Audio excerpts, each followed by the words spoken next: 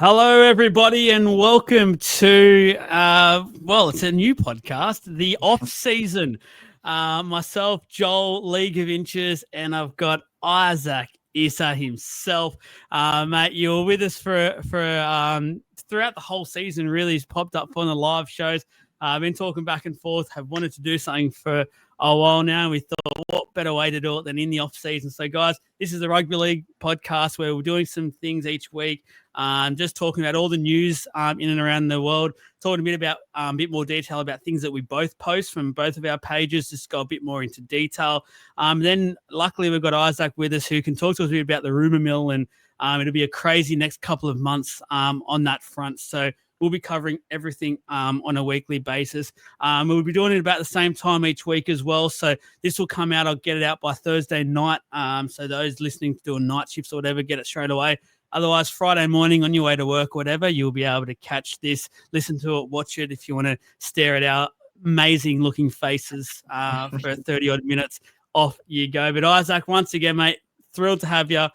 So keen to have a chat to you. Each week, guys, it'll be us two. And throughout the weeks, we might bring a guest on here and there just to break things up a little bit. And you never know where this could go. But Isaac, thanks, man. I'm very keen to rip in and chat some footy with you. There's plenty going on. Yeah, absolutely. I'm super keen to kind of hop on here and get stuck into everything. A lot of people said to me, "Oh, it's the off season now. Like, what are you going to do? You know, what are you going to do for work? Blah, blah, blah." You know, arguably, it's even busier in the off season. It's been 4 or 5 days of the off season, and we've got players release and players, rumored to go here and scandals, and there's a whole bunch of stuff, and we're going to get stuck into all of it. But look, it's looking like it's going to be one of the busier off seasons that we've seen in years past. So keen to get stuck into everything that's kind of been going on. I feel like this is sort of we get into our element at the moment. So the next couple of months, there's so much like rumors that from a content creator's point of view, I love it because there's so much you can do with this sort of thing. You can link rumored team lineups and things like that along the way, just little backlines and stuff like that. I absolutely love doing all that sort of thing. And then from your point of view, you're probably stuck in the middle of both. You got that and also the media side of things. So you just got stuff going on all over the shop. So I feel like listeners and watchers of this podcast are going to get the best of both worlds. It's going to be basically both of us in our elements. Like, as you said, most people will feel, it's the off season, off you go. Where our best work gets done. Yeah, absolutely. This is our regular season. This is our playoffs. You know what I mean? Like, this is there's so much kind of going on and so much to get stuck into, and the rumors are they're going crazy, and especially over this next 3 to 4 week period as we head into the open market, players are getting ready to sign to their new clubs in 2027. Players who, are wanting, to leave their clubs. Like, you look at 12 months ago, Ben Hunt was released from the Dragons, and, 12 months later, he's on a premiership winning side. So, one of the NRL's biggest stars could be on next year's premiership winning team. That's not their own currently. So there's stuff going on all over the place. And there's quite a bit to get stuck into today. And look, it doesn't help that, we've now got a bit of competition across the ditch that we're going to get stuck into as well. There's just a ton going on, and keen to get stuck into it. Let's get into it. We've teased them for more than enough time already this episode. We're going to start with the Melbourne Storm. So, unfortunately, this is still within the week of them losing a second straight grand final, which I'm sure would be cutting everyone involved in the club and their supporters really deep. And to sort of rub salt into the wound, it sort of feels like, and I'll start off with a post that I did up this morning, there can potentially be this bit of an exodus coming up for the Melbourne Storm over the next 12 months. And basically live breaking on air, it broke about 15 minutes before we came on. It was heavily rumoured. There was basically a if not when type thing here, but Nelson Asofa-Solomona has been granted an immediate release from his contract. His whereabouts has not been leaked as yet, or no announcements have been said. There's been things about union, R360, that dreaded 4-letter and number thing that we're going to be talking about more and more.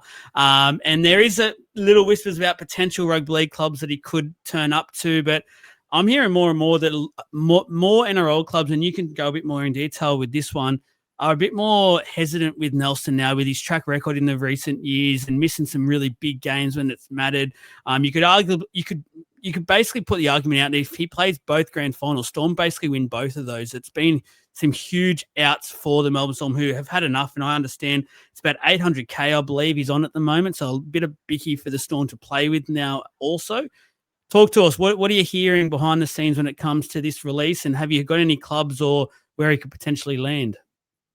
Yeah, absolutely. And the point that you just made, it's a two-sided coin.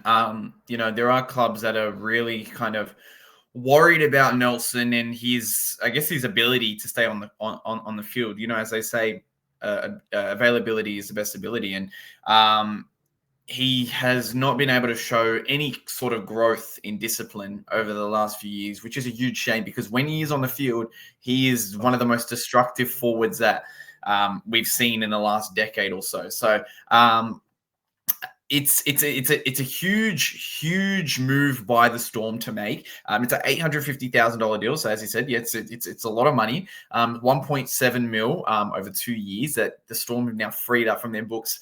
Now where this becomes interesting is the Storm are not looking for a swap deal anywhere. We're not looking at, Nelson being swapped for a player. This is one of those situations where, he could now sign for a club for a lot less than what he was originally on.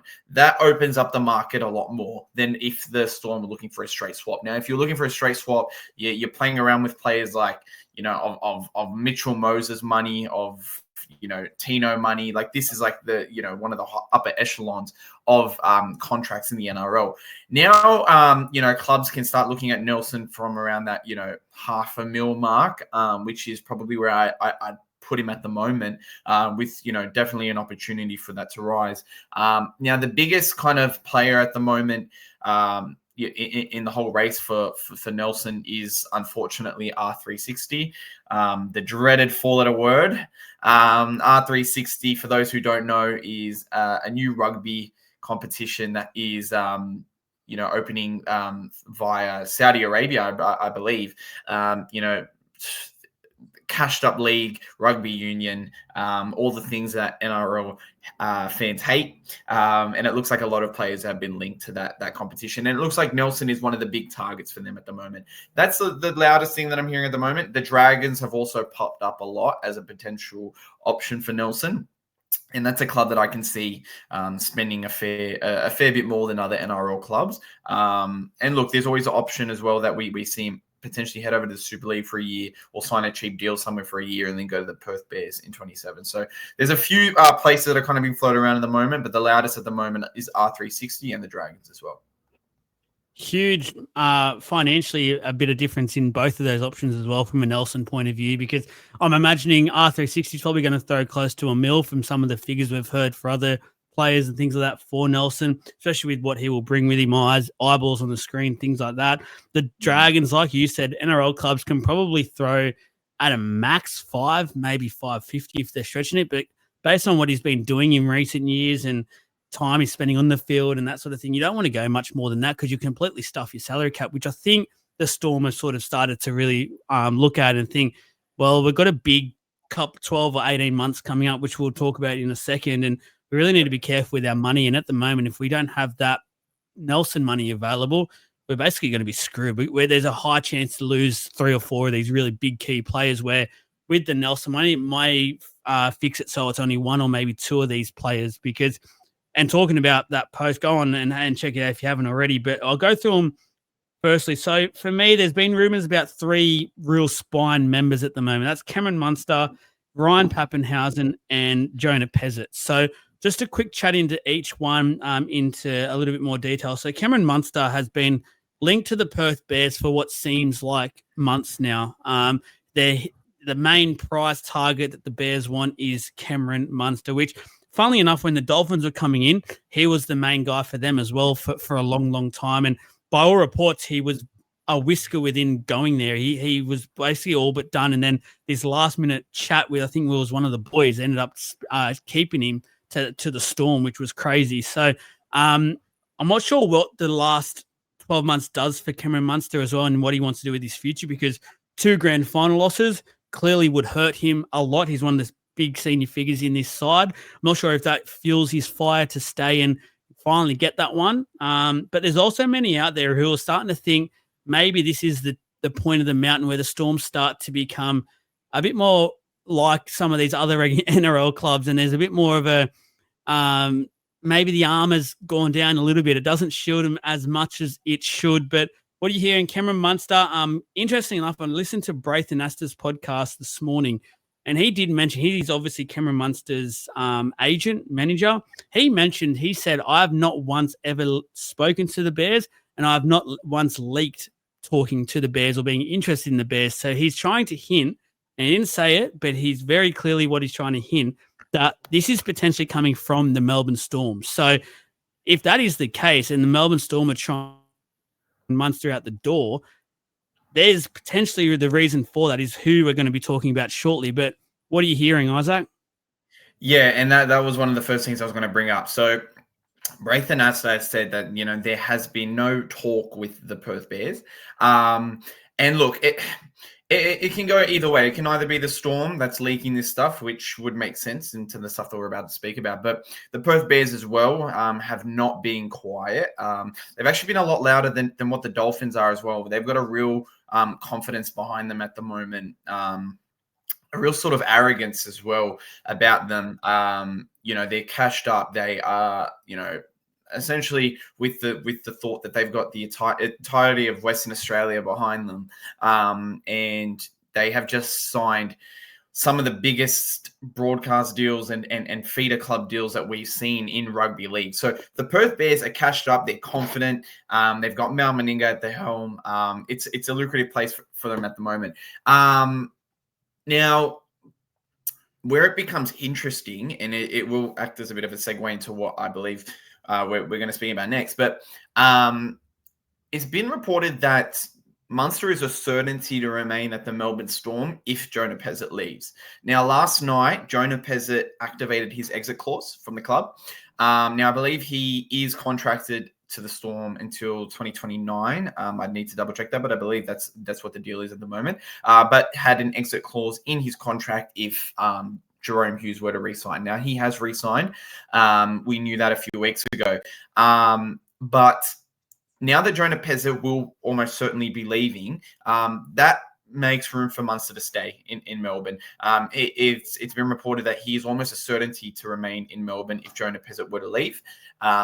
And I'd be very, very surprised if Jonah Pezet is in a Melbourne Storm uniform next year. Absolutely. And a perfect segue, because he will be the next man we do talk about. And like you said, activated the clause last night. And Aston said he was in and out of meetings. So he had like 5 meetings or something yesterday about all of this. So things are going crazy. Clubs are already lining up. There's plenty to rumored. And again, there's actually a bit more later on in this podcast. We'll talk about one of those clubs that I believe are very heavily linked. And Isaac might have some inside mail about a very popular club out there that our listeners support that might be listening to with a smile on their face. So a bit more about that later on. But yeah, he's a very popular figure. I'm actually a bit curious as to if the Storm are playing with fire here a little bit, because what they've done here, like I know keep Hughes for sure. I'm not questioning that decision at all, but the confidence about basically saying that Munster will stay there if Pezet goes, I don't know. I'm not that confident with that one. I actually feel like there's a real possibility that they both could go, because if Bears throw ridiculous money at Munster and he's already considering it, or he's already had potentially chats with his family and things like that, and they've said, yep, let's go and have that adventure for the next 2-3 years, I don't think it matters what Pezet does, because Pezet's this young guy who has a huge future ahead of him. Now, he can't stay there any longer and stop not getting regular first-grade football. Every time we see him, we just see this guy literally needs to be playing week in, week out next to a guy in the comp. So I just don't know. I don't know, mate. Like, there's something about me, like someone's trying to tell me something that both could really realistically go. Yeah, look, the only issue there, if Munster was entering the open market in a month, I'd agree with you. But he's contracted till the end of 2027. The Storm would need to release Cameron Munster to the Perth Bears if if he were wanting to go. I can't see a world where they do release him if Pezet is gone. Now, there was talk of a Jonah Pezet loan deal, although I don't believe that will be happening anymore. But there was talk about him potentially being loaned to a club in 2026 and then coming back in 2027. That would have opened the door for Munster to essentially say, you know what, 2026 is my final year in Melbourne. I'm going over to the Perth Bears. And look, by all accounts, the Storm were happy for him to go if that's where he wanted to go. But now that Jonah Pezet has activated that exit clause, I'd be very, very surprised if the Storm were to release him. Now, there are players in that spine that I do expect them to be open to releasing, open to letting go due to young guys coming through. Munster's not one of them for me. One of them is Ryan Papenhuyzen, which was the third member of that spine we're expecting to go because they've obviously got a youngster in Asofa-Solomona coming through the, obviously waiting on the wing, waiting for his turn in that fullback jumper. I just don't trust that the Melbourne Storm have their next Cameron Munster if it's not Jonah Pezet. So if Jonah Pezet is gone from the club, which I believe he is, I can't imagine Cameron Munster is as well. Yeah, and just quickly, thing that was being rumored and things like that. If I was a club right now, there is no way I would be even tempting that. I'm either saying to Pezet, you're signing for 4 or 5 years or something, and we're building with you because you're young and we want to build our halves combinations for the years ahead. I just don't see the appeal of getting him on a 1-year loan. He's not like, let's say, I don't know, Adam Reynolds or someone who would come in there, give experience, could work some kind of magic and lead a young Tiger side or something around and get real benefit out of that. I don't see a benefit from a loan deal from Jonah Pezet and a club side of thing. I'd be saying, no, we're getting you long term here. There's no loan deal here. Ryan Papenhuyzen is obviously heavily linked, and I wrote this last night. I've got this post ready to post this morning. I wish I could change the wording around heavily linked because by all reports today and what I've quickly got to see before jumping on here, he's basically put both feet out the door. Like it's almost gotten to the inevitable stage where we're just awaiting the next post from the Melbourne Storm saying thank you to Ryan Papenhuyzen for his time at the Storm. It's getting really loud now, Isaac. Yeah, absolutely. And it's a real shame because Ryan Papenhuyzen is one of my favorite players to watch in the NRL, but unfortunately, it looks by all accounts he is on his way out. Now, we're very careful in the media space to say he is going. Anything can change, but he does look likely to be gone from the club.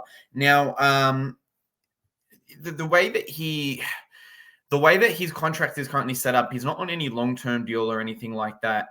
And he was linked to, I believe it was the Bulldogs last year, and ended up signing a 1-year deal with the club. They have not put all their eggs in the Papenhuyzen basket. And although he had a phenomenal season this year, by all accounts, the club is heavily bought into Farlongo, like I said before, who is an absolute freak. And if I'm being honest with you, a couple of years ago, I was saying, let Papenhuyzen go and bring this kid in because he is something special, which as a fan of the game pisses me off because the Storm just keep finding a way, don't they?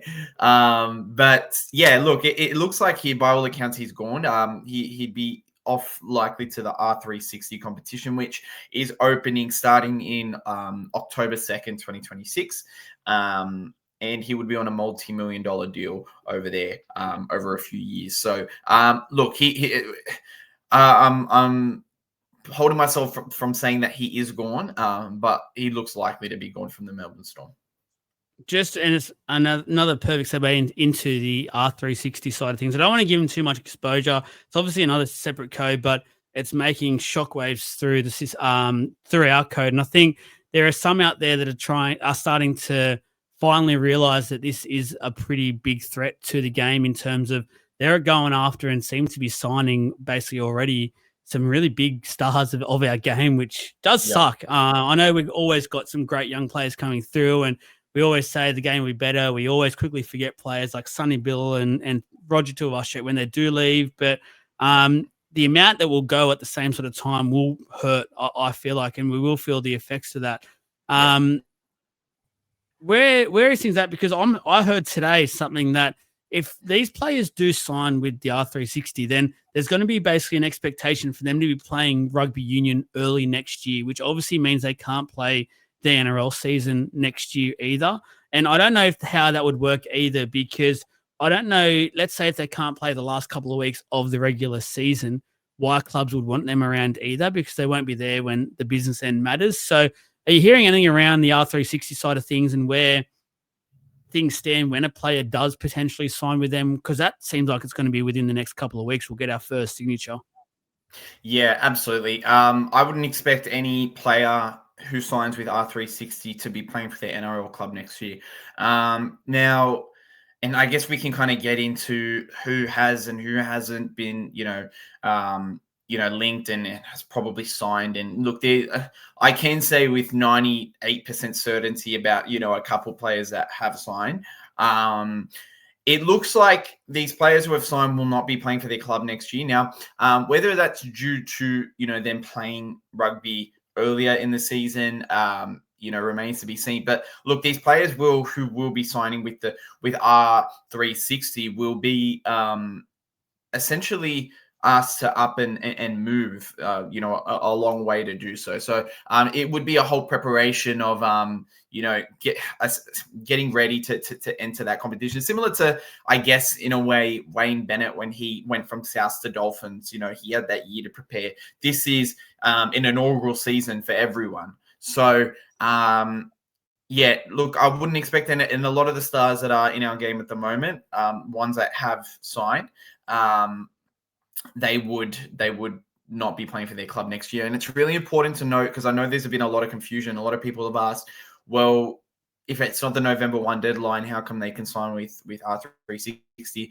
Those rules don't apply with the NRL contract. So that's just an NRL rule. So these players can and have signed with this competition, and there's no kind of legal issues around that for the most part. There are a few intricacies, obviously, for people who are much smarter than you or I, but for the main gist of it, a lot of these players have signed and they won't be playing for their club next year. We'll get one of those smarter guys to come on over the next couple of weeks. I promise everyone now, just to explain a few little things to us, because as you said, like, and rightly so, there is so much still up in the air, and like people will say the Lomax thing is in contract still for another 3 years. It's ridiculous that he can be going out there and basically signing with this on that, and it just doesn't sit well with a lot of people out there. And I completely understand that. I can get the guys that have got less than 12 months left on their contracts and things like that. Like, that's fine, like up for grabs. But I think the ones that are hurting everyone the most are these ones that are still in contract and are doing so for a few years to go. Because the other thing that this hurts, in going back to the NRL side of things, this actually really hurts the Bears in my eyes, because they're about to hit the open market November 1, where they've been waiting very patiently for all of this to happen. Then all of a sudden, this multi-billionaire basically comes along and opens this rugby franchise, and probably some of these players that they had their eyes on will all of a sudden have this massive $1 million plus contract dangled in front of them for a few years of tax-free money, basically. And all of a sudden, like, I reckon the Bears probably would have had their sights firmly on Pappy if he wasn't re-signing, things like that. But there's no way you can compete with that sort of money. And then the carry-on effect with that is if the Storm lose Pappy, that's almost $1 million out of their cap. The Eels lose Lomax, that's about $800K or something out of their cap. They've also, now the Bears have to compete with two bigger clubs who have this war chest, it feels like, and they'll be very, very aggressive in the recruitment market. It's going to get messy, and it's actually going to be, for us anyway, a really exciting few months. Yeah, absolutely. And it goes back to what we were saying before. It is a bit selfish of us because we love it, but look, and it's tricky for the Bears, because I guess a couple months ago the talk was the Bears are cashed up. They can offer Tino 1.5 a year. They can offer Haas 1.5 mil a year. There's talk now of Payne Haas making 3 mil a year, potentially more, when you do all the conversions and stuff over at the R360. So there's no competition. Now, with players who join R360, it's now been revealed that they can't play, Rugby Australia have, barred them from the World Cup and stuff like that. So I guess some of the shine kind of gets glossed off there. But other than that, like it's not much competition. And as we're looking at, as this league gets closer and closer, we're 12 months out from it, its inaugural season taking off. By all reports, they've now locked in enough players to have a 16 competition, which is insane because we are 3 months into hearing about this. And, so many, players have signed non-disclosure agreements and have inked their deals and have chatted, been involved in meetings and stuff with this competition. It's going to be one of those things where it sucks for teams and especially, an expansion side for the Bears who have been waiting and waiting to make it back into the NRL. A lot of their targets are gone and there's no way of luring them otherwise. The whole point of moving all the way across Australia was for bigger coin. If you were going to go to the Perth Bears, you can double that coin and, live wherever you want, essentially, with this R360 competition. So, it's a tricky one. It's a very tricky one. It's going to get very messy and it's going to cost a lot of people. It's going to change a lot of plans that were put in place by especially a club like the Bears who have been patiently waiting for their turn in the NRL. Time flies when you're having fun, like we are right now. So talk to us, Isaac. What is in your mailbag at the moment? Yes. So we got a few things that I kind of want to get tapped into. Now, one of them, I guess, we'll kind of circle back to, and I guess they're both kind of linked when you look at the R360 now. From what I understand, Lomax is gone from the Eels. I believe he signed a non-disclosure agreement with R360, and he will not be a Parramatta Eel next year by all accounts. Now, again, it hasn't been confirmed by the club, so take with a grain of salt, but by all accounts, but for disappointed Parramatta fans, this has opened the door for a player who I think you guys might need a little bit more, and that is Melbourne Storm's Jonah Pezet. So again, this isn't confirmed, but multiple sources have indicated to me at least that he is likely bound for Parramatta, especially with Lomax leaving. Now, if Jonah Pezet were to make his way over to the Parramatta Eels, it would be on a multi-year deal. And obviously that has now been further pushed with, his activation of the exit clause just last night. And so that's the loudest that I'm kind of hearing on the Jonah Pezet thing. Now, the Canberra Raiders are firmly in the race as well for his signature, which Braithen Assa has kind of fueled that fire as well a couple of weeks ago by saying that they are firmly in the race. Now, they're more on the loan side, aren't they? Originally, they were more on the loan side. Now, I think that they are willing to bring him in. But again, I think it would just be like a competition for spots things. Obviously, they've got Ethan Sanders there. Now, that it does indicate to me that, they're probably not as confident in Sanders' transition into the NRL as they were when they let Fogarty go.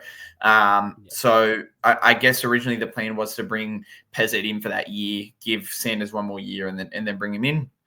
Now, I guess what their plan is now is essentially competition for spots, which I don't love, and I don't see it really working in Canberra. I don't think that's needed. You've got a young side as is. Build your combinations. Don't worry about trying to get competition for spots in. We just saw what happened with Lockie Galvin and Burden and Mitchell Woods at the Bulldogs. So, look, it's likeliest destination for Pezet is the Parramatta Eels at the moment. As a Para fan, I do love it. It is a bit of a bittersweet sort of scenario because I feel like that Momax combination was just starting to take off.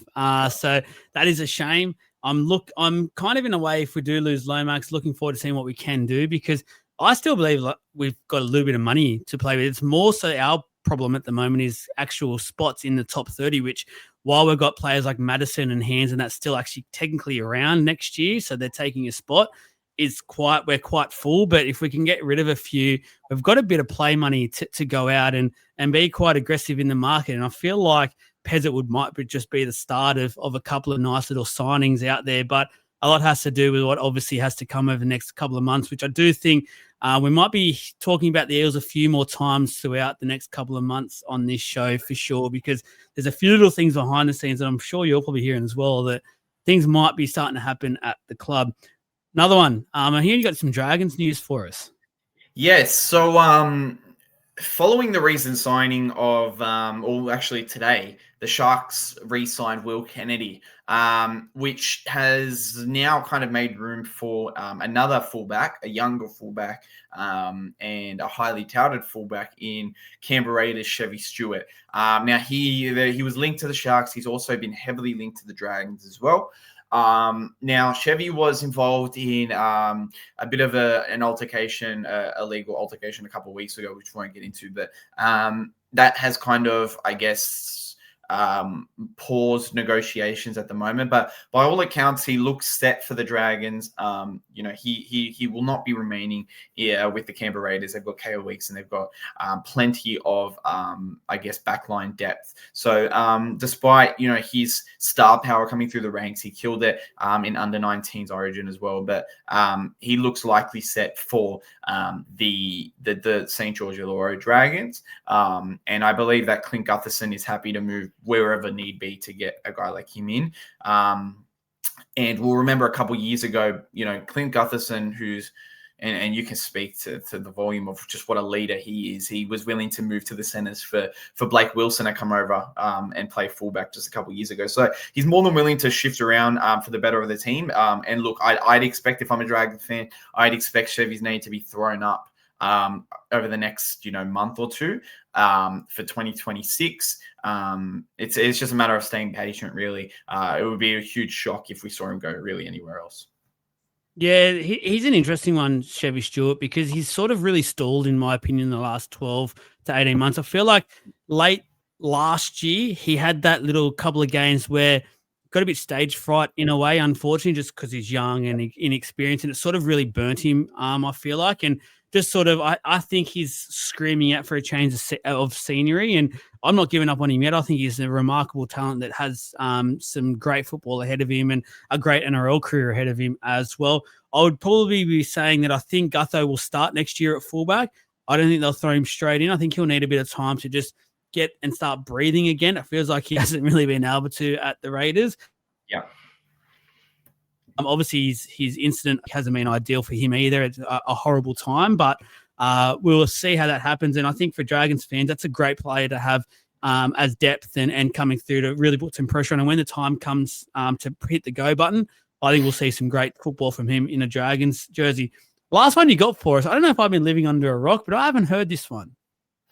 So what it sounds like is the South Sydney Rabbitohs are looking at bringing in Tui Kamikamica. So that's the Storm prop who has been somewhat out of favour with the Melbourne Storm this year. Now, he was offered to the Brisbane Broncos earlier in the year. I believe he was also offered to the South Sydney Rabbitohs, or they did at least show interest in him, and North Queensland Cowboys also showed interest. Nothing really came to fruition. However, Tui recently rejected an offer from the Super League, and the Rabbitohs have now re-emerged as a potential landing spot for him.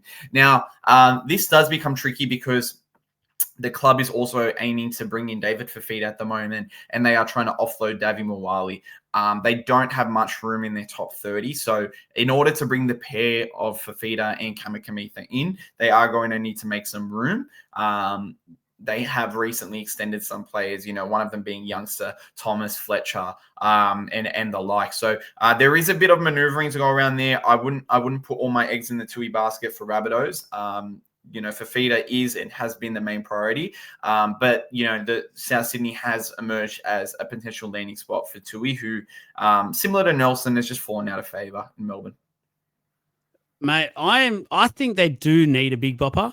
I'm shocked at where the Storm are now. They'll be losing their two big boys within the space of potentially a couple of weeks, because they have already told Tui that he's not getting another contract, haven't they? They've actually said he's basically a free agent. So that's not a fact of them now saying because they've lost Nelson, no, we're keeping you now. They've literally said, no, you're not getting a contract.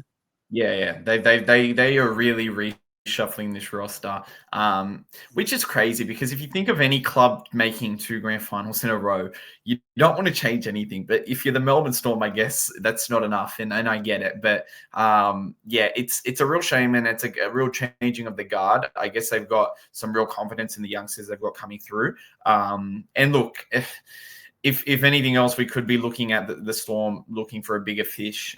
We all know that they have been linked to some bigger fish, especially in the middle. But right now, they're not happy with what they've got. I think that once again, the Storm will be a club that we're talking a bit more of over the next few weeks as well. That is all we've got time for the first episode of the Off-Season Podcast. Please make sure you go and give Isaac some love over on Instagram. He's very quickly closing in on the 10K mark, so that'd be awesome to get him that. Basically, I reckon we can get that done by next week. We'll be on here celebrating that one for sure. In the comments, let us know any questions, things like that you may have. Let us know your thoughts around rumors or scenarios that we've spoken about. We'll bring it up on the next episode. We'll go back through the comments and things like that. We'll post a few of the rumors and that throughout our social media as well. We'll collab, things like that. So we'll keep an eye on things. Any cool questions that come through, we'll hold them.